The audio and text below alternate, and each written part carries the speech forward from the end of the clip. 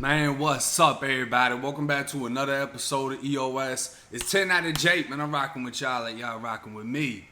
For this episode, I'm going to be speaking on an old friend. It's somewhat hard to speak on, it somewhat isn't, because I'm going through a lot of old memories that I don't have to think of on a day-to-day basis. But this is somebody that I made the decision to cut off based on their actions. It seems that there's a misconception on me cutting people off because it's happened repeatedly throughout this little YouTube journey that I've been on. But for me, when you do things that I believe are out of character, or you do things that I can't stand behind, if I can't stand behind your actions, I don't want to stand with you at all. Now, I met Meek when I was, I think, 16, either 15 or 16 years old, sophomore year, Chamberlain High School, North Tampa, and that was bro. You know, we had a whole little circle going on, so it was a whole group of us. Meek was in the group, I was in the group. Everybody got close, and I mean, I was closer to other people in the group more than Meek, but Meek was still one of the bros, you know, dap him up, etc., etc. If you've been following my Instagram way back, you know, I don't even know if I was on YouTube at this point. I posted something about Meek, you know what I mean? Because when I found out the news, it messed my head up because I knew who he was as a person and where his heart was at. Meek was at every single fight at Chamberlain High, especially if anyone involved with us was going to fight.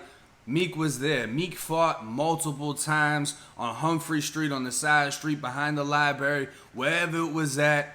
Meek was gonna bump, and it wasn't necessarily because he wanted to, but more so the peer pressure from us being around him. You know what I mean? Meek was never that high type of person. He was never that, oh, hey, come here, tighten up, jit, yeah, run that. He was never like that. He was cool, calm, collect. He really was more so just pulling females and, you know what I mean, just hanging out, smoking. He's trying to party. He's just trying to get some. He wasn't really on the whole gang banging and violence, even though he was involved with it. As a friend, most of us, if not all of us, we knew how he really was.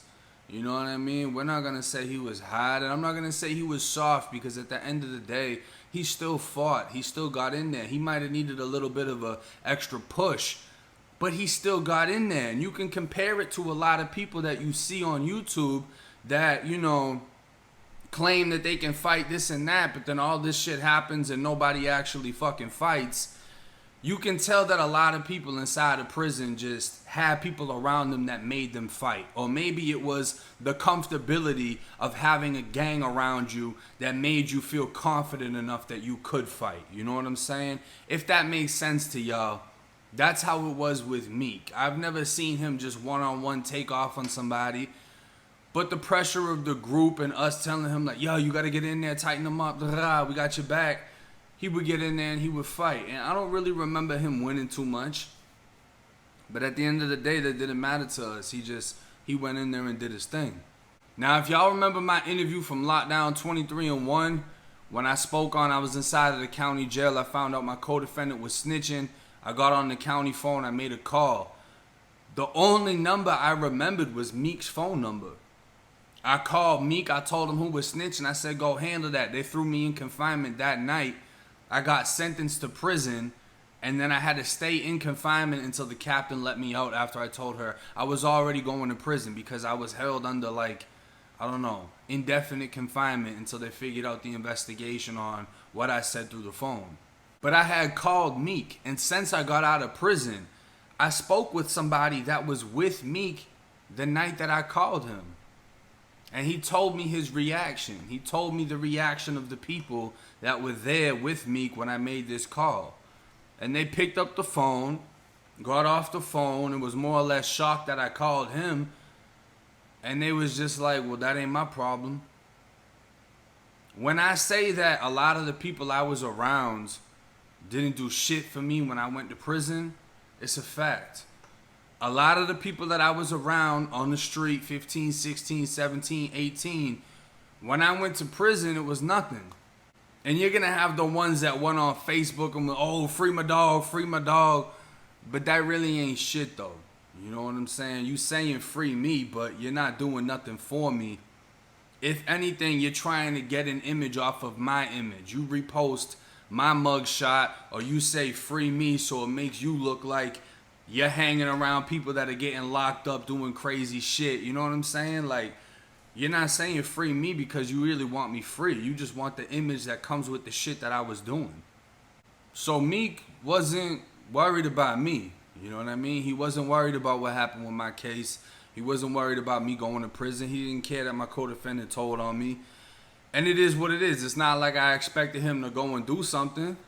But that was the only number I remembered and the only number that I could call. Now, when I get out of prison, I find out about Meek's case. And I'm going to break down the case for y'all. A Tampa man has been charged with killing a 33-year-old Palm Beach County man Tuesday at a North Tampa apartment complex. Demetric Anglin, 18, of 206 East Rampart Street, was arrested and booked in the Orient Road jail on Tuesday night on felony murder and attempted robbery charges. Anglin, a student at Gary Adult High School, is being held without bail. Deputies responded to a 911 call reporting gunshots just before 3 a.m. at the Avesta Apartments, 2016 East 131st Ave, at the complex south of East Fletcher Avenue. They found a white 1999 Lincoln Town Car backed into a parking space. The front doors in the trunk were open and the engine was running, but deputies saw no one nearby. They found a man lying in the courtyard with multiple gunshot wounds to his upper body. He was later identified as Courtney D. Jerry, 33, of Riviera Beach. During the investigation, deputies said they learned that Anglin had conspired to rob Jerry. Anglin was taken into custody by deputies at his home without incident and taken to the district office for questioning. Sheriff's deputies have identified and located a second suspect. Leon Lomax II, 20, of Tampa, is to be charged with first-degree murder and armed robbery. A warrant for Lomax has been sent to Volusia County, where he is in jail. Now, when I heard that Meek caught a body,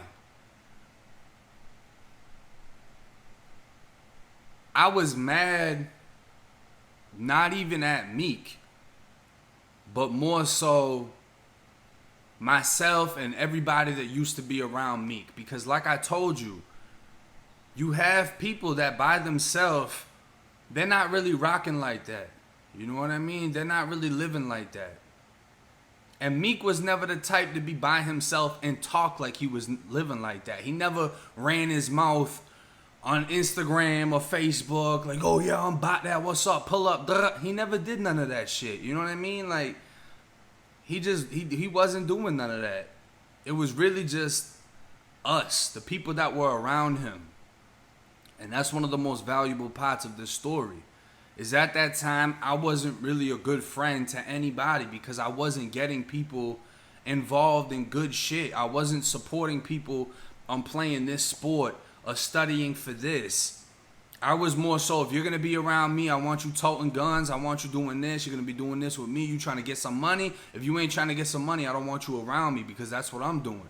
I was on a self-destructive path, and I was bringing everyone down that was around me. And I wasn't around Meek, so I can't necessarily say I had a direct involvement in what happened with him, but I wasn't a positive influence on Meek when I was around him. It's not like I was trying to do good shit when I was around him. And Meek was hustling. You know, Meek was doing his thing at the flea market, the Magic Mall in North Tampa off Waters. He was working with the gold man. I think his name was Kool-Aid or some shit. But right when you walk in on the left side, they had a little gold place right there. They had the little painting of Lil Wayne with the golds and shit. He was doing his thing. He had his little hustle going. He was pushing weed or whatever. And then I heard he caught a body. You know what I'm saying? And immediately I was mad as fuck. Because I assumed whoever was around him was boosting his head up. Like, oh yeah, we're going to do this, da-da-da. And him being easily influenced, he got himself into something that he's not going to be able to get himself out of. Now, I had reached out to Meek. I sent him a message on JPay and I was like, yo, what's up, bro? More or less, is anybody still rocking with you, bro? Because no one was rocking with me when I went to prison. I went to listing the names of people that we used to be around. And he shot me a message back. He's like, yo, what's up, bro? Nah, ain't nobody fucking with me in here. Everybody just, you know what I'm saying, left them the same way they left me. And I was like, okay, boom, because I'm peeping people say free Meek, but really they ain't even fucking with them. They ain't writing them. They ain't sending them no money. And once again, it comes down to your friends really aren't your friends. But when you go and catch that charge of something that look gangster and they want that gangster image, they're going to repost you. They're going to keep posting you. They're going to post old pictures with you. They're going to post this, that, and the third because it has an image involved with it. It's like, oh yeah, he's in prison for a murder. This is my dog. I hang out with killers. You see what I'm saying? They really don't fuck with you though. They're not sending you no fucking money. They're not checking up on you. They just get a little cool image. Meanwhile, they ain't even committing no crime. They ain't even living that life. They working at fucking Checkers or some shit, serving burgers and fries. You feel me? But they all on whatever social media platform acting like, you know, they hanging with a killer. Now, me being me, I made a phone call to somebody and got the backstory on the case. You know, because I was hearing different things. I was hearing that Meek and his co-defendant set this dude up. Apparently, the co-defendant, Leon, this was Leon's uncle that was killed, from what I was told. His own nephew robbed his uncle. His uncle, South Florida, used to push weight, had a lot of Molly or whatever. They made a call. They were trying to set him up for whatever he had. It was supposed to be Molly and weed, whatever. Leon got Meek to do it with him. So from what I was told, this is all alleged, you know, this isn't fact. I was told that Leon was really the one that was pushing Meek into this whole situation. Now, they said that they found multiple gunshot wounds in this man's body, and they found 2 different caliber bullets inside of this man's body, which led to the assumption that both Meek and Leon were firing shots into this man's body. I was told that that was false. I was told that there was only one shooter, and I was told it wasn't Meek. Meek didn't even catch the body, from what I was told. Again, this is all alleged. But you know how they have some revolvers, like 357 Magnums, in which a 357 can also shoot a 38. I believe it's a 38 long. You got revolvers that can fire multiple calibers, and from what I was told, they had a revolver with different bullets inside of it. One person was firing off that weapon, and because it had 2 different rounds that went inside of this dude's body, they assumed that both of them got out of the car and just dumped off on him. But it didn't end there. I was also told that Meek had possibly snitched. And that in itself disappointed me very much, because it's like, at the end of the day, bro, as much as other people had an impression on you, at any point in time, you could have chose to walk away from that life, walk away from that situation. So I got to hold a man accountable to his own actions. I can't act like everything is everyone else's fault, because it's not. You just as much at fault. I mean, you put yourself in that situation. You can only blame other people for your actions to a certain point. You have to accept some form of responsibility for you being there, partaking in the situation, etc., etc.